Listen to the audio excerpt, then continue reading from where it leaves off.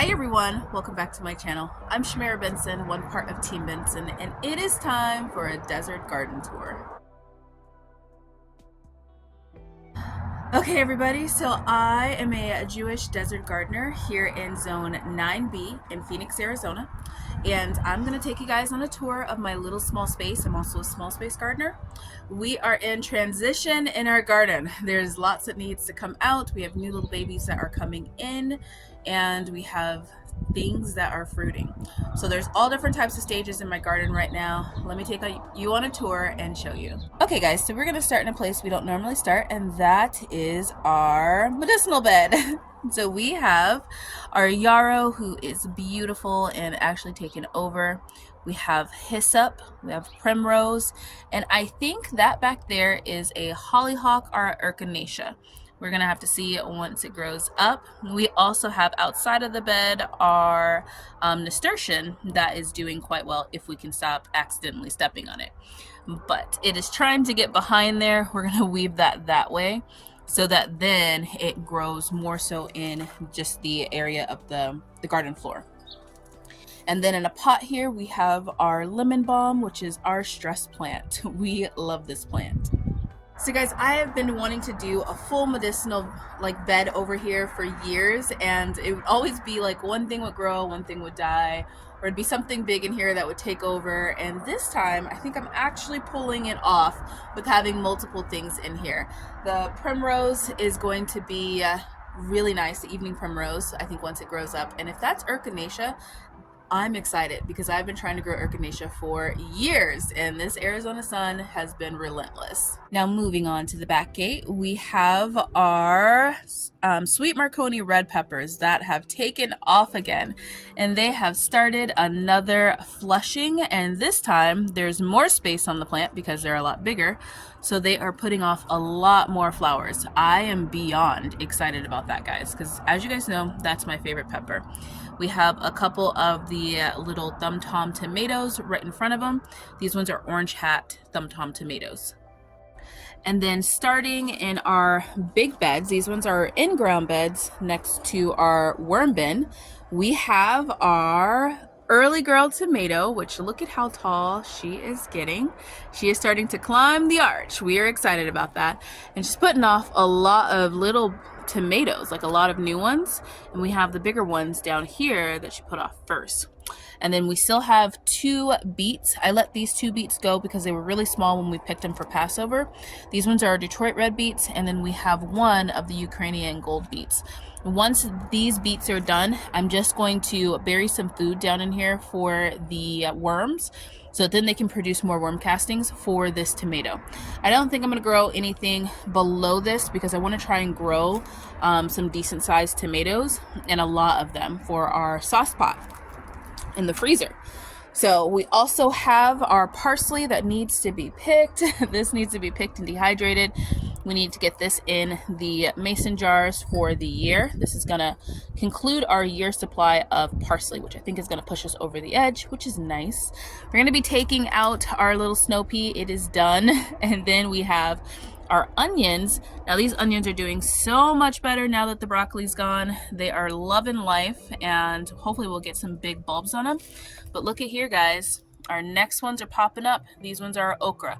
We had to replant the okra because, you know, the sun and the cold and the weather was just crazy, but it's doing good. The other thing that's climbing over here, I don't know if you guys have noticed, is our Chinese red long noodle beans. That is starting to climb, and it's starting to look pretty good. I think this is going to be the year that we have a good supply of Chinese red long noodle beans because we got them in at the right time.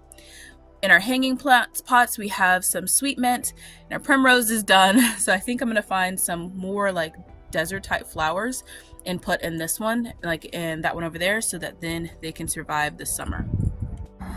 I swear every year I try to grow something other than like marigolds or calendula, because I have a lot of those in my medicinal herb cabinet. But yeah, no, me and flowers, they just don't work. I'm just gonna go back to what the desert does best and put some marigolds and some calendula in those.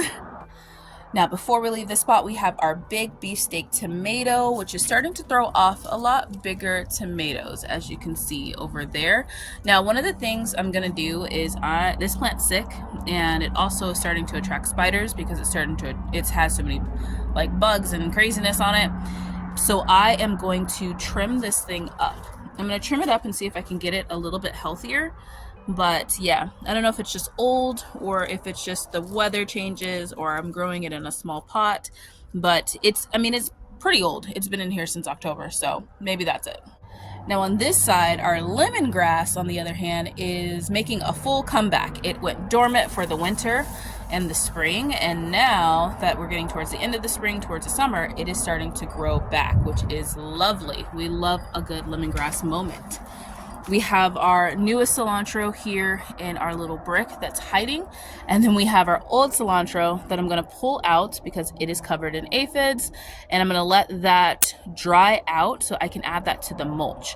It's gonna be nice having an herb with our mulch because it gives it like a more pungent smell that keeps a lot of other things away from your newer little baby plants. Speaking of, look at that, guys. You see those little baby plants? Those are my favorite. They are the Armenian cucumbers that I grow every year. Now also in our big bed, we have celery.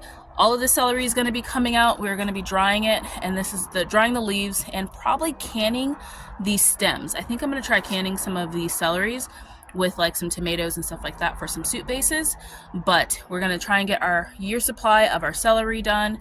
And then we have some onions in here that I don't think are going to do great here just because they're not getting enough sun because of this giant thing over here, which is our black cherry tomato.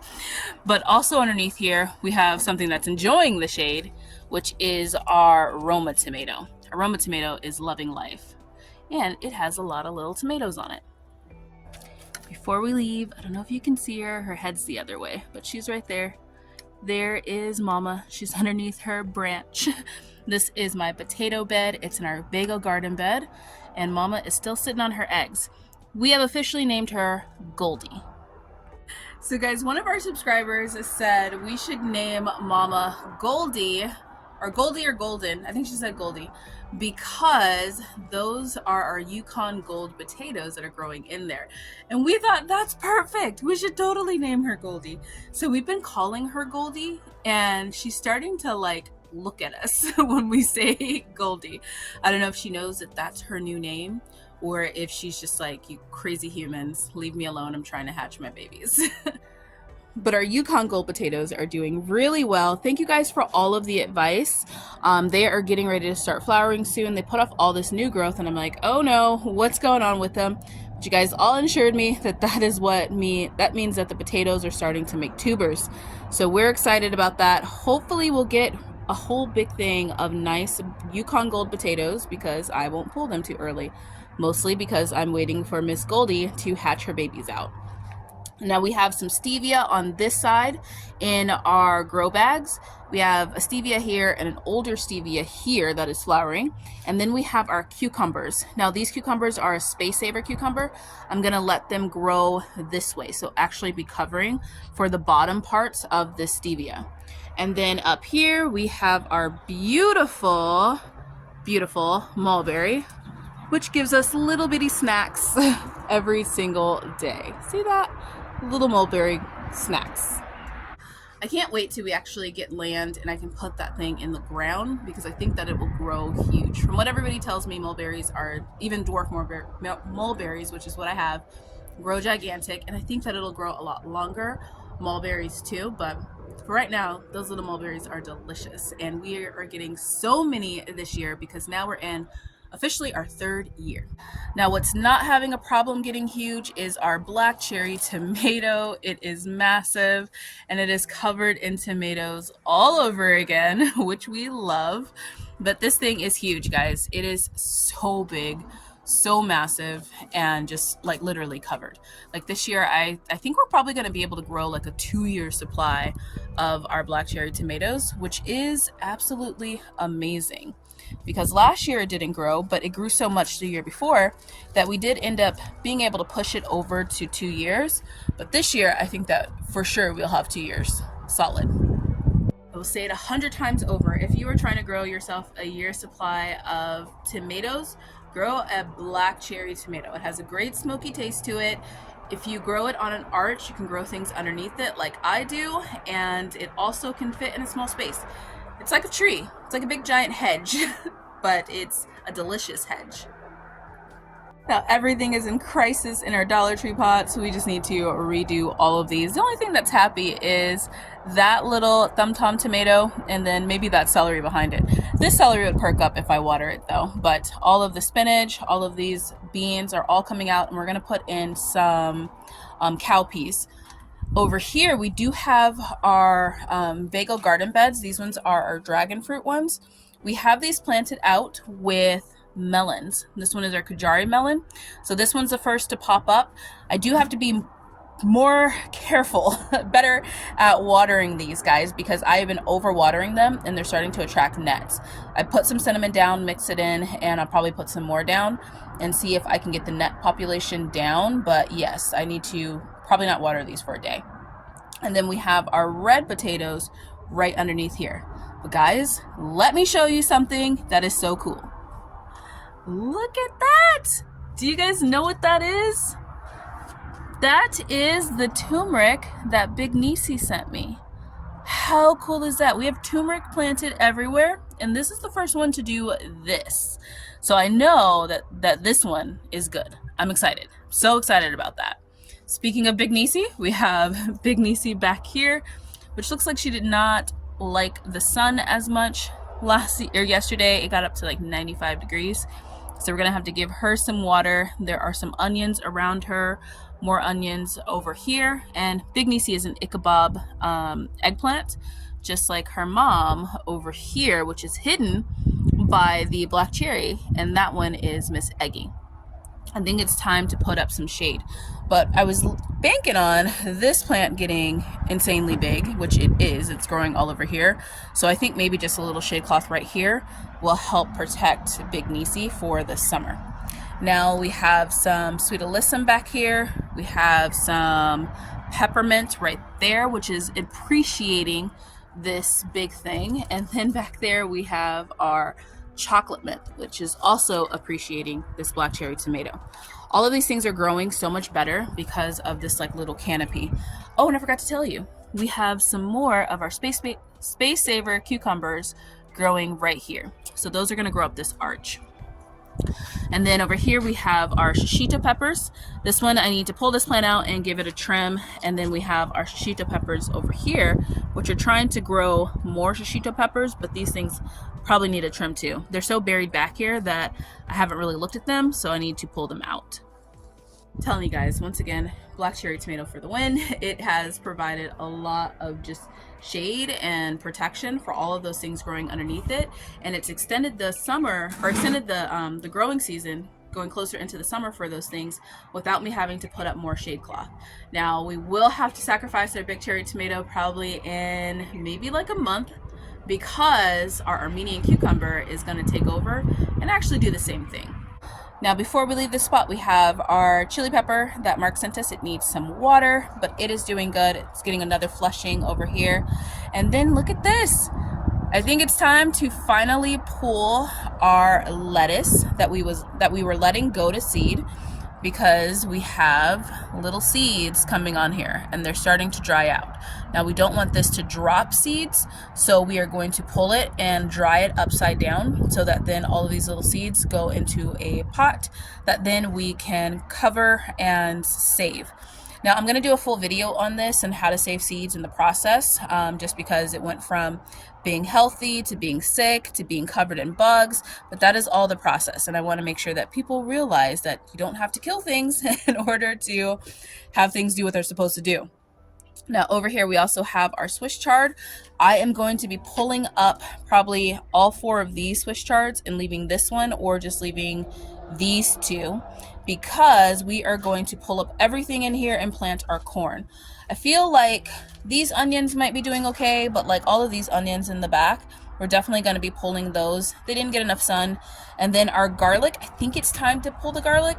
I don't know, but I think it's time. So I'm gonna pull the garlic. We're gonna add some soil in here, and then we are going to be planting our corn all throughout here. So mainly here and here, and then we're gonna give a little space right there for our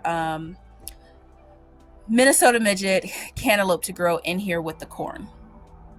Now, if you guys have been following me for a while, you know that I try to do a Three Sisters garden here with the corn, but my bed wasn't deep enough. So my corn the roots couldn't get like deep down in there, and they dried out a lot. So last summer, I think it was, yep, last summer, I made this bed another plank bigger. Actually, my friend made this bed another plank bigger while we were on vacation. We filled it with some more soil. We have been nurturing this soil, getting it going, getting it good.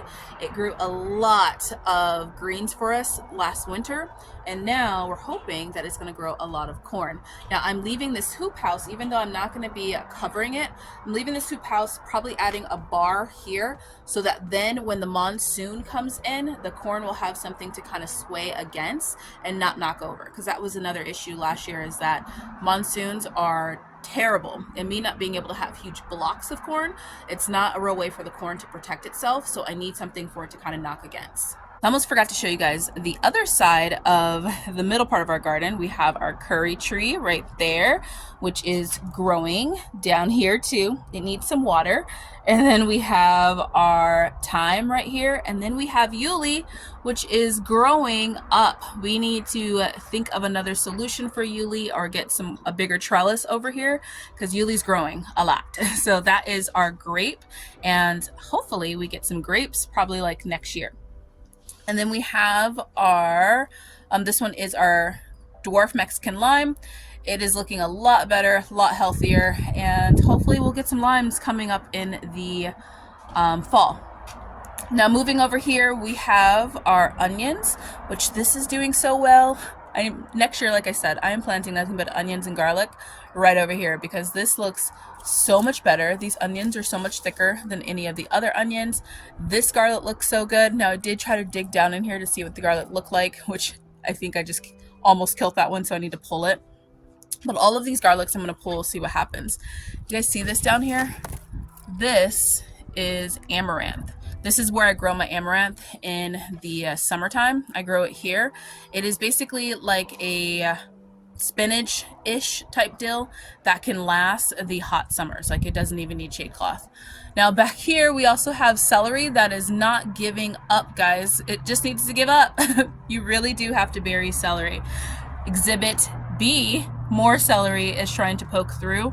So I'm gonna get in there, get the roots a little bit more, because your celery won't die unless it's really, really buried and can't see the sun. Otherwise it'll just continue to live. And I want squash to grow in there. I am worried that my squash seeds have not popped up anywhere. I don't know if they were just too old. So I might end up actually getting squash starts and putting them in here, just because we really need that to be going right now. We have some more garlic back here, and we have some carrots right there in the middle. And then we have our bunching onions right here, which are putting off really pretty flowers, and we're going to try and dry these for seeds too. These ones are grocery store onions, so I think it's going to be time to do something different with there. I might plant more amaranth right here, because I want to be able to use the seeds as grains.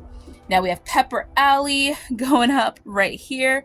We have our Anaheim pepper right here, which we have pulled some off of here, and as you can see, it is already trying to bud again. This thing is crazy. And then we have Diane, which we have been enjoying. Serrano peppers. Love it that Diane ended up being a Serrano, because we really needed that to happen. And it looks like she is starting to put off more flowers right there. Then we have our jalapeno, which we need to pull off these little ones. I thought these little ones might get a little bit bigger, but instead they are turning red, as you can see. So I need to just go ahead and completely take off all the jalapeno peppers, and we're gonna roast them all, put them in the freezer. Same thing with this one. This one is our, we don't really know. Now I'm calling it a Santa Fe, because somebody said it's definitely a Santa Fe pepper, not a lipstick, since it was hot. So we have our Santa Fe pepper. Either way it goes, it's delicious. We're gonna take off the rest of that one. We're gonna get these some compost and some fish fertilizer. All of these two especially, and probably our cayenne pepper too. So our cayenne has given us probably all she's got right now. There's so many more red cayenne peppers on there. So we're gonna give them some fish fertilizer and some compost and see if they'll go dormant for a little bit. And then we're also going to give them some shade cloth over here. So this is gonna be the first area that I put up shade cloth at. Now guys, I made a video about why I don't have shade cloth up already, and it's mainly quick and short. Is that one, our nights are still cold, and two, I'm trying to get our summer vegetables going. But it is about that time where our nights are getting closer to the 70s, so we're gonna be needing some shade cloth. But usually I need consistency of like heat to where it's hot at night and hot during the day, like middle 90s, early like 100s, and then like at night be like at least like 80s. 80s is typically when I like it. But that's because I grow a winter garden and then I grow a summer garden. My spring garden is basically just my winter garden starting to fruit. So with that said, I'm growing things that are not going to be typically found probably in other people's gardens. So they're going to be more conducive to the direct heat, which is why I can take my garden out further before I start putting up shade cloth. But things like my peppers and some of my tomatoes, they'll grow better if I have a little bit of shade cloth on them, so that's what I like to give them. Now in front we still have our radishes and our snowball turnips. They're taking forever to actually do anything, but they're still there. And then we have our rosemary right here, and then moving to our next Vego garden bed right here. This one's our cascading one. We have some parsley, some garlic chives, some sage, we have a fennel right there. We have some more parsley, we have thyme, this one's our German thyme, and then we have some oregano. We did pull our Chevel because it completely died, so we took that one out. And then we have over there our sweet marjoram, and that one is a spearmint, which is completely grown back. Yeah, it survived us eating so much lamb. We have at the top, we have our Thai basil, which I'm gonna pull this part and let this dry too with those lettuce leaves, because we don't want Thai basil, one, kind of all over the place, but two, we wanna save these seeds. And then back behind there, we have a dill. We have another rosemary. This trio is going to come out so that then I can separate it, because it has a rosemary, a sage, and a thyme. Should have separated before putting it in there, but I did not. We have our leeks that are starting to try to go to seed, so I think I'm just going to pull these leeks. I think I'm just going to pull this whole thing and try to redo it because it is so far gone, as you guys can see. And then we have a sage in here that's tucked away. And yeah, I think that's it in here. So everything in here is going to get pulled. I'm going to try transplanting the Thai basil back in here, or I might just dehydrate all of this Thai basil so that then we have Thai basil in the house. And then that dill, I'll probably try transplanting that back in there. This trio might go in a pot, or maybe put this thyme down here with this thyme. But this whole thing is going to get a hoop house, and it's going to get shade cloth on it. I think I might also plant either more carrots or plant cowpeas up on the top here. I was thinking cowpeas just to give it a little bit more nitrogen in there, but then I was also thinking if I put shade cloth over the carrots, then I could probably get a nice summer crop of carrots. So we're gonna see. But that is my small space desert garden here in Zone 9B in Phoenix, Arizona. I hope you guys enjoy it. Please make sure that you subscribe and share the video out with a friend, and let them know that we can still grow things here in the hot desert where we get triple digits. But until next time, grow yourselves a garden, because even a small space can provide you with tons of food. Bye guys.